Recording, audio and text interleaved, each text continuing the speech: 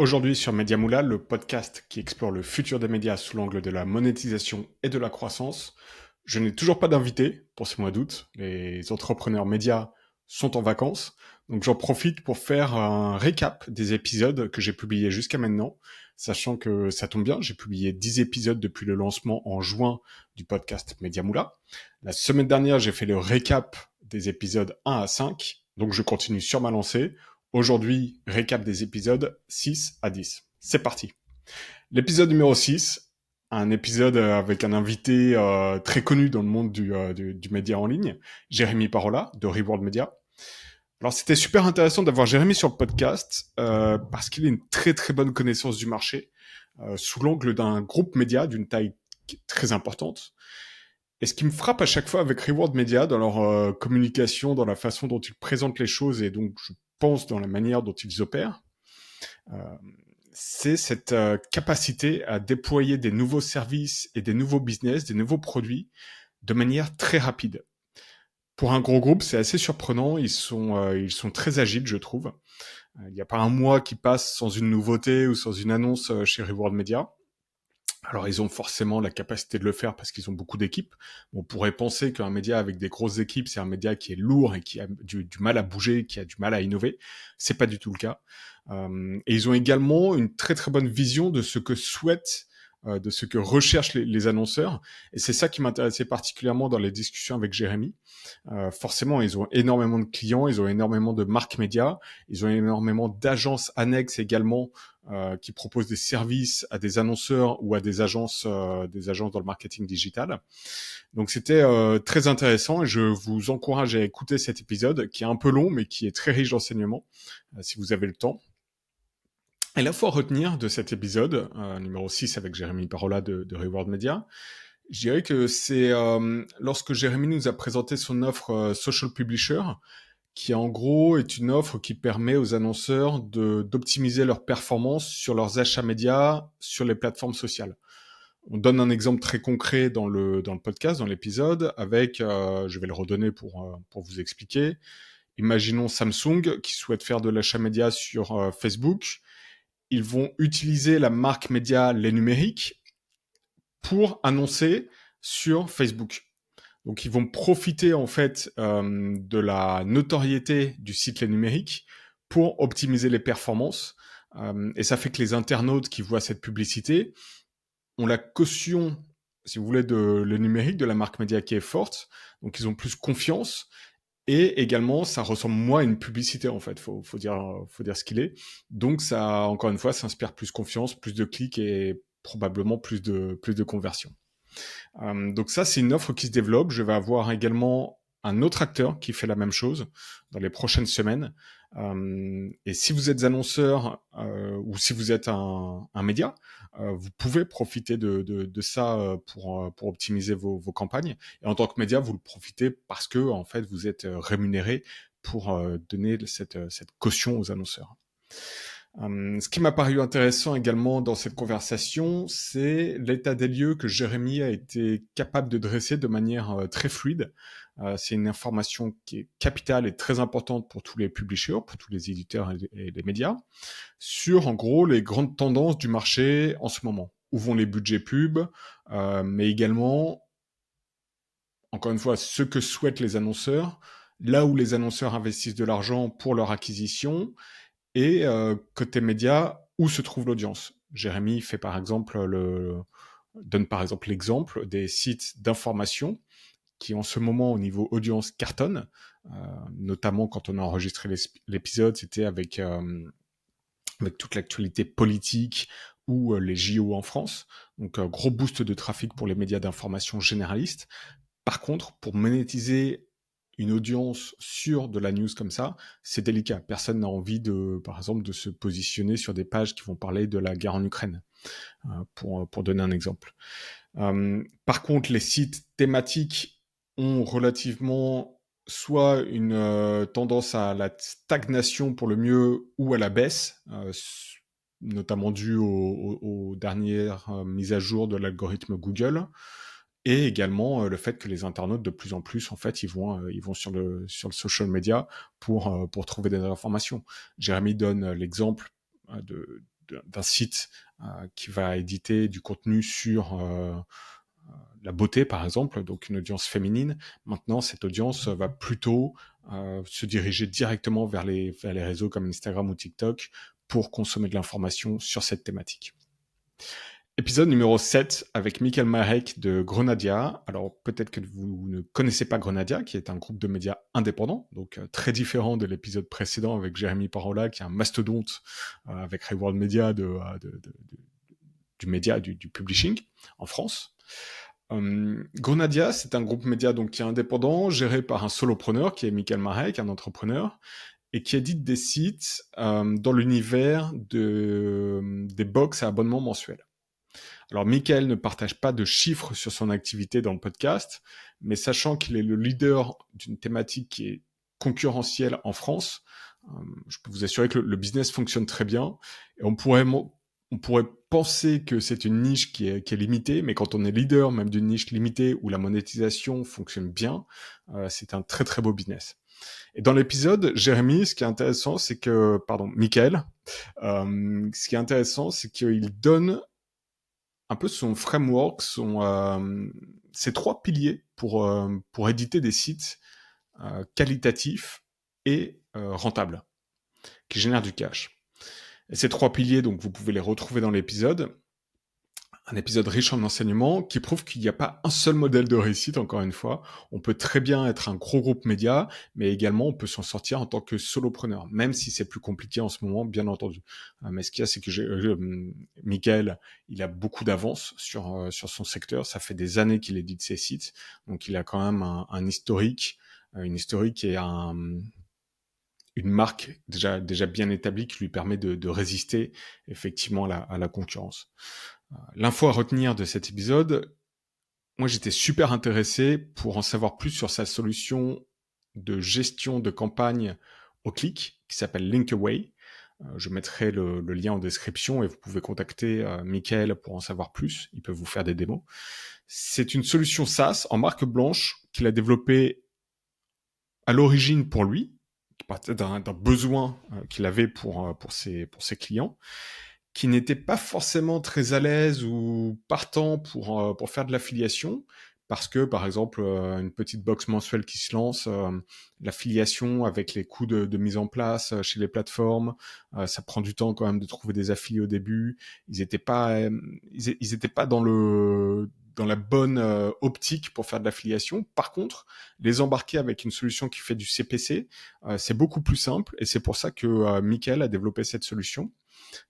Aujourd'hui, cette solution, elle est en marque blanche, donc vous pouvez l'utiliser, et elle permet d'embarquer, encore une fois, des annonceurs de manière très fluide, très rapide et très simple sur des modèles de campagne au CPC. Et c'est assez impressionnant parce que même si je n'ai pas utilisé la solution, d'après ce qu'il a décrit de ce service, c'est que vous pouvez tout gérer en quelques clics. Les factures se font automatiquement, le reporting est également très intuitif. Donc ça permet vraiment, je pense, de débloquer des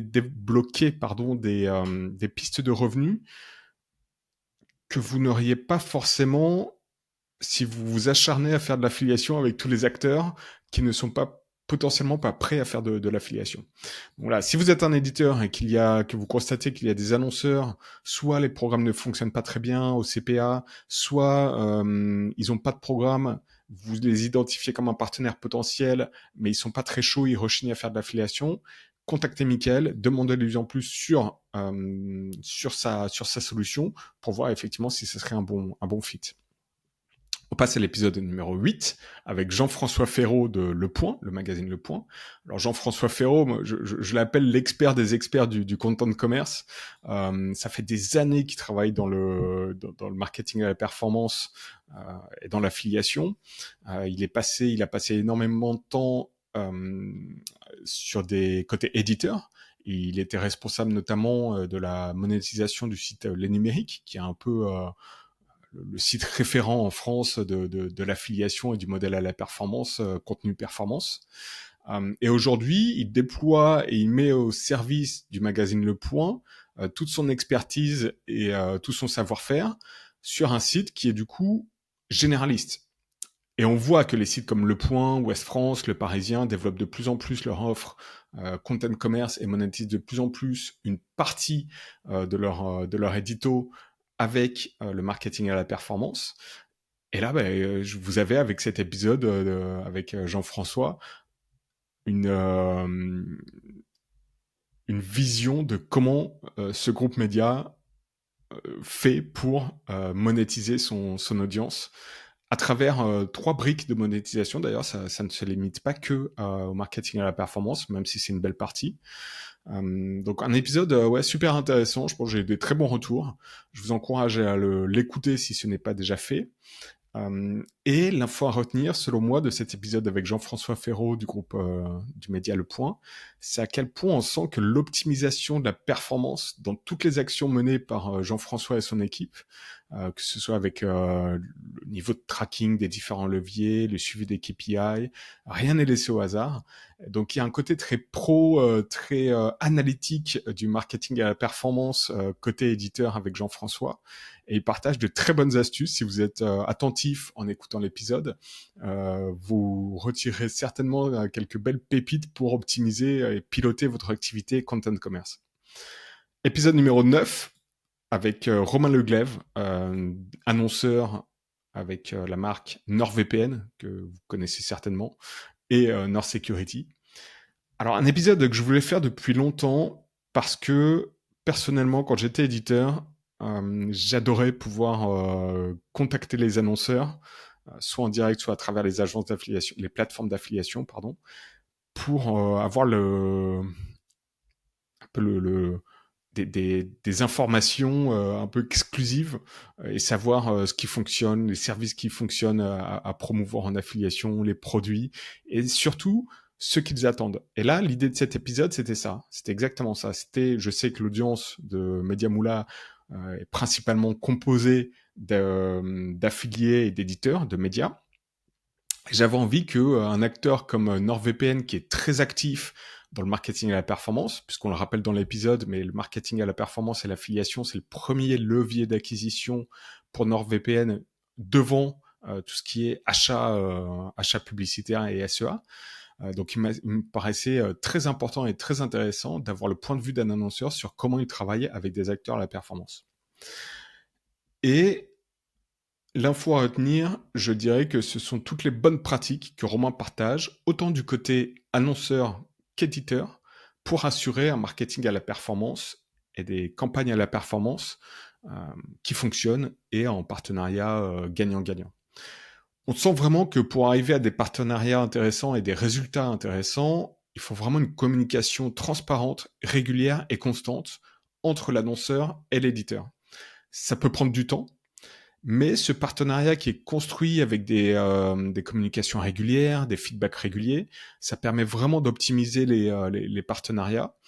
Et ça permet vraiment d'optimiser également les résultats que vous allez avoir en tant qu'affilié. Si vous avez un programme qui fonctionne pas vraiment, ou au contraire un programme qui cartonne et vous pensez qu'il y a encore plus de possibilités pour le pousser, contactez les annonceurs et posez 40 000 questions. Dites-leur est-ce qu'on peut faire ci, est-ce qu'on peut faire ça, qu'est-ce que vous voyez qui fonctionne chez les autres affiliés, qu'est-ce qui fonctionne pas, comment vous optimiseriez cette page, comment vous metteriez en avant ce produit, est-ce que vous avez des promos, etc. Posez toute une batterie de questions et vous allez vite vous rendre compte qu'il y a plein d'informations que vous pouvez utiliser pour optimiser votre contenu. Et je dirais aussi que NordVPN, alors c'est un peu, pour être tout à fait honnête, je pense que c'est un peu l'exception et pas la norme chez les annonceurs, dans le sens où leur programme d'affiliation fonctionne tellement bien, ils ont un EPC, un earning per click entre 2 et 3 euros, si je me rappelle bien, ce qui est énorme. On sent cette volonté chez NordVPN d'optimiser également, eux, du côté annonceur, leur programme pour offrir les meilleures performances de base aux affiliés. Parfois, quand un programme ne fonctionne pas vraiment, vous allez appeler un annonceur, et l'annonceur va dire bah ouais, mais bon, c'est un peu de ta faute en tant qu'affilié, t'as qu'à avoir du meilleur trafic, du trafic qualifié pour m'envoyer des bons prospects, et derrière, moi, je les convertirai. Sauf que c'est pas toujours le cas. Donc là, on sent vraiment côté annonceur, encore une fois, avec NordVPN et Nord Security, qui a cette volonté d'offrir le programme le plus performant possible, tout simplement, c'est logique. Si votre programme en tant qu'annonceur, il offre des belles performances, vous arriverez beaucoup plus à recruter des affiliés que si vous avez un APC qui est complètement éclaté. Donc, un épisode, encore une fois, riche d'enseignements, qu'il est important d'écouter, je dirais, à la fois pour les affiliés que pour les annonceurs ou même les plateformes d'affiliation. On passe au dernier épisode de la première saison avec l'épisode 10, Thibaut Rouchous de Merci Nanou. MerciNanou.com, c'est un site qui est dédié au pouvoir d'achat des grands-parents. Alors ça, c'est un peu leur punchline marketing. En gros, c'est un site de cashback et de code promo réservé aux seniors. Mais dans un contexte de ciblage marketing et publicitaire, ils préfèrent se différencier en identifiant une cible dans la cible, disons, et en disant, nous, on aide les grands-parents à trouver des bons plans en ligne, en gros. Thibaut met en avant une thématique qui est pas forcément très sexy, les seniors, mais qui pourtant a un très, très, très gros potentiel pour les éditeurs. Donc l'info à retenir, c'est qu'il y a des bonnes opportunités à aller chercher en tant qu'éditeur, et tout simplement d'appliquer un modèle qui fonctionne. Ils ont rien inventé, ils font des codes promo et plus récemment du cashback, du bon plan, mais l'appliquer à une cible précise. Et pourquoi c'est assez génial ce modèle? C'est encore une fois, vous reprenez un modèle qui fonctionne, vous allez le cibler ou le nicher sur une audience plus restreinte. Et donc, ça permet en fait d'avoir un marketing et un message et même une ligne ou un ton édito qui est beaucoup plus précis et qui va beaucoup plus parler à cette audience. Et derrière, même les annonceurs, ils vont être beaucoup plus enclins à travailler avec vous parce que, imaginons un annonceur qui veut justement profiter du pouvoir d'achat qui est assez important de cette cible senior, il sait vers qui aller. Et donc, derrière, Thibaut nous mentionne le fait que dans cet épisode, il indique tout simplement que le taux de conversion est supérieur par leur site via des sites de cashback ou de code promo généralistes sur certains programmes. Il partage des chiffres également, donc je vous encourage à écouter cet épisode pour en savoir plus. Des thématiques sous-exploitées, il en existe évidemment d'autres. La cible senior, c'est un peu un no-brainer, mais il y a toujours pas beaucoup de monde qui dédie de l'énergie et du temps à faire des choses dans cet univers qui a encore des possibilités. Mais vous pouvez très bien explorer d'autres sites et vous pouvez même me contacter. Je pourrais partager avec vous des idées de thématiques où il me semble qu'il y a des opportunités à aller chercher. C'était le récap des épisodes 6 à 10 du podcast Média Moula. Je vous remercie d'écouter ce podcast. Je vous invite à vous abonner, bien évidemment, si vous trouvez les informations utiles et pertinentes. Vous pouvez également me contacter pour tout retour, tout feedback. Si vous souhaitez participer à ce podcast, moi je recherche des nouveaux invités, que ce soit côté éditeur, côté éditeur de solutions, donc AdTech, et même côté annonceur, côté agence, côté régie, côté plateforme d'affiliation. Si vous avez une newsletter, si vous avez une chaîne YouTube que vous développez et que vous monétisez, n'hésitez surtout pas à me contacter. Ça sera un plaisir même d'échanger. Semaine prochaine, on reprend avec un épisode, on reprend la publication normale des épisodes avec justement une plateforme d'affiliation. Je vous remercie. À bientôt.